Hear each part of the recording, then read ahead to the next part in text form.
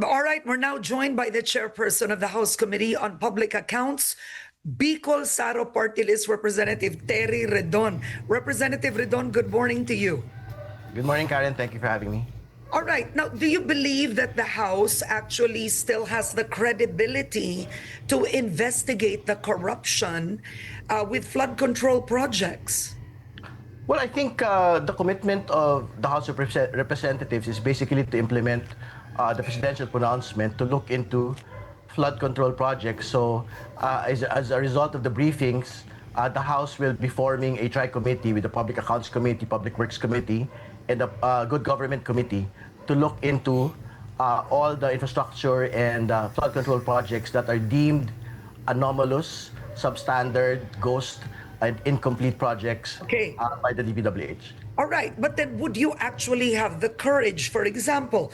I mean, I saw that hearing and actually barraging the DPWH, the agencies, they're not the prime.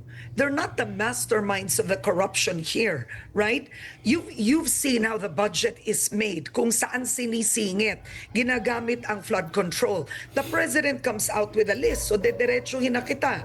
Yung SunWest Incorporated had 79 projects na flood control. They were given 10 billion pesos. Ang founder nun, si Zaldico. Ang High Tone, 61 projects.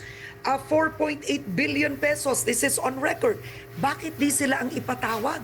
Parang naglolokohan tayong lahat. Pinapagalitan nyo yung DPWH, pero yung totoo, the corruption starts with Congress owning contractual companies, these construction companies, and getting alleged kickbacks. So, will you call them?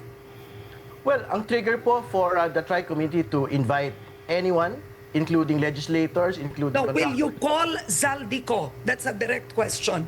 Yes, if he is named as a part of anomalous deals, then he will be asked... No, he is a founder of, he is a part owner, SunWest and High Tone. Records show it. So will they be called? And Yes. you will call them? Yes, if they are named as part of anomalous transactions relating to infrastructure and flood control projects, then they will be asked to sit before the tri-committee and explain themselves. But again, to be very clear, I've seen all of the other documents. I think Congressman Zaldico has already divested himself from West. I mean, Representative Ridon, you and I know that everybody divests themselves, but that is just a matter of record. Divesting means nothing. You know that. Matanda na tayo. Alam natin yun. But again, to be very clear, this divestment is the particular requirement under the law. No? So, ibig sabihin, if he is actually, again, the trigger for the investigation, whoever it is, whether a legislator, contractor, high government official, if they are named in an anomalous deal, they will be asked to sit before Congress and explain themselves. Okay, because to focus on the contractors themselves would be, I would have to say, half the justice done. Because ang contractor, hindi naman lalakas ang loob ng contractor kung walang backer yan na congressman. Alam mo naman yun. Sino namang contractor gagawa ng substandard na trabaho kung hindi siya hiningan? 'Di ba? Kinailangan na niyang magbayad in advance. So now the contractor has no choice. Well, again, these are assumptions that you are making at this point, Karen. No? We would want to be able to see it on a fact-to-fact basis, on a case-to-case basis. Ito po actual anomalies that are being seen with the flood control project. And again, in the hearing in the briefing yesterday, the DPWH actually said that to date, the 15 contractors named by the president, they have not seen yet, as of yet, anomalies relating to substandard projects, anomalies related to... Then why do the investigation at all? Why waste the people's money and do it if you are not out for blood? It seems to me that, you're telling me walang problema, ba't ka pa mag-iimbestiga? And kailangan ho natin to do a step by step. This is not a witch hunt, Karen. I think we have to be able to explain to the people how the process actually works for us to be able to see where the policy gaps are and to make sure that the gaps are actually plugged, no? Kaya nga ho, no less than Majority Leader Sandro Marcos had already stated na gusto niya ho yung bill ni Senate President Cheese na to further expand yung pong mga disclosures and prohibitions po ng mga magkakamag-anak ng mga politiko na sumasali po sa mga kontrata ng gobyerno. Okay, but Representative, I want to ask you, do you believe it is a conflict of interest for a congressman to own a construction company and actually participate in government projects? Well, I to state the constitutional prohibition. Members of Congress, senators or congressmen cannot be involved in any government contract. So, whatever it is, whether construction or supply of goods, hindi ho sila pwedeng kasama po rito. At kung kasama man sila rito, dapat pagbayarin ho sila, panagutin po sila. Not just the constitutional prohibition, anti-graft laws, anti-graft and corruption law po natin, bawal po within the third degree of consanguinity na nakikisawsaw yung po mga kamag-anak ng mga politiko. And do you believe, Representative Ridon, that legislators are violating this? As of today, wala pa ho tayong nakikita ng dokumento eh. We are leading an investigation, so we will have to be able to rely on the documents and the facts that are being presented to us as we go along the investigation. Pero I'm quite certain, we had seen it already in the PDAF scam. Pagka merong whistleblower ho na nagpunta sa Kongreso, nagpunta sa executive, blows the whistle, I think sa dulo naman po magkakaalaman po talaga tayo kung sino po yung mga sangkot dito. Okay, so Representative, I know that the budget has now, Malacanang has already submitted the 2026 budget. So I want to show you the 2025 budget that Representative Toby Tiangco showed on Head Start. If we can show it, I want to ask you how you believe this happened, right? So what we're showing you right now is a district in Mindoro wherein the NEP had 2.5 billion pesos first for DPWH flood control, or I guess that's a total DPWH infra for a district in Mindoro. The next is 1.5 billion. Tapos nung lumabas sa GAA, naging 20.9 billion sa Mindoro, yung isa 20.7. Ang tanungan ng ilan, nagtatayo ba ng skyway doon? So do you see it now? So there was an additional 18.4 billion given to that district, 19.2 billion given to that district. Representative Ridon, how does this happen in the lower house? Well, again, it's not just the lower house who is on trial here, no? What is on trial here would be what Congressman Tiangco has mentioned as the small committee and what everyone is looking at as the bicameral conference committee, because this is where all the congressional insertions made by congressmen and senators are, no? So he might be correct that there were congressional initiatives implemented during the small committee on that particular Mindoro district, but it was taken out during the bicameral conference committee. But to be very clear, that is part of the entire budget process. But this was added. This was added. Yes.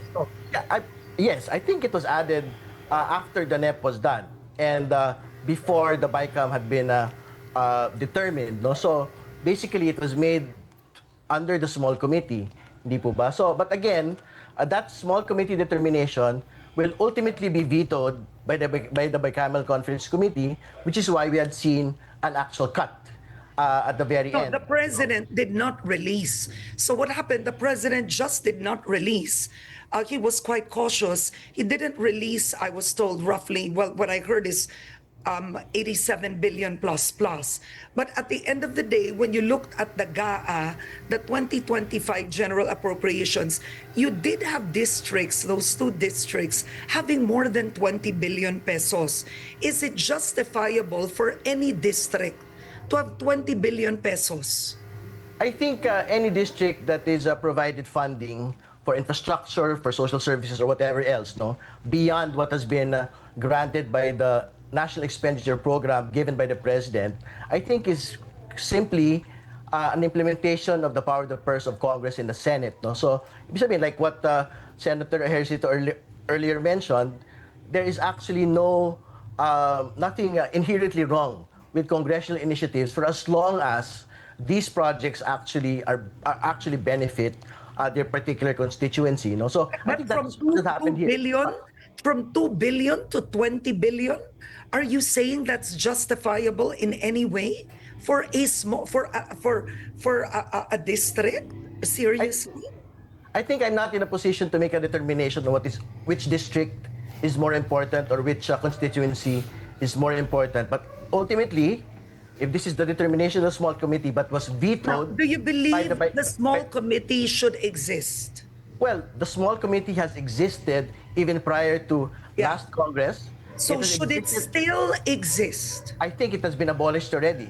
It will be subjected to a new subcommittee that will be convened by Congress, and I think the Senate will have their own version of a subcommittee as well to make it more transparent and make it more accountable to the public. So I think this is already history. The subcommittee is what we are looking at today for the Okay. Kasi 2026 I budget. think ang tanong ko, Representative Ridon, will you be one of those who will help make the budget more transparent? And because the 2025 budget was described as scandalous and one of the most corrupt, right? So I want to ask, where do you belong? Will you Well, be the one to help check and make sure that your colleagues do not try it again? well, it Or is will you stay silent and allow it? Well, it is my commitment as chairperson of the Public Accounts Committee and as part of the minority to actually make sure that the budget is accountable to the nation, that the budget will be transparent. No? So, again, the subcommittee is one of the reforms that they want to undertake, and civil society participation, I think, even at that level, is being assured by the current House leadership. So, I think it is something that we would want to be able to undertake in the next couple of weeks as we go through the budget. All right, that's good to know. And I'm curious, did you vote for a speaker this time? No, I abstained, which is why I'm in the minority. And does that affect you? I think you're 35 all in all. Is that correct? Are you 37? No, I'm 39 now. No, I meant the Sorry? minority. How many are you in Okay, the sorry. minority? Yes, I think you're 35 or 37. I forget, I think around 30. Okay. And how does this affect all of you? You know, frankly speaking. I don't think there's no practical effect relating to us being in the minority, but except in terms of votes. No? But obviously, the minority will still articulate what it needs to articulate. The Makabayan bloc is there. The Akbayan bloc is also there. And former Senator De Lima is there. Attorney Jokna is there. So I'm quite certain that in terms of assuring transparency in the budget process, it is something that they will actually undertake. Okay. My last question is Congressman Sandro Marcos, a majority leader, said that he feels a third party should investigate the flood control projects and not Congress, since some of your members are accused, right? I mean, the belief is they're involved in the whole corruption with the flood control. Now, what are your thoughts with Congressman Sandro Marcos's statement that hindi dapat kayo ang mag-imbestiga sa sarili ninyo?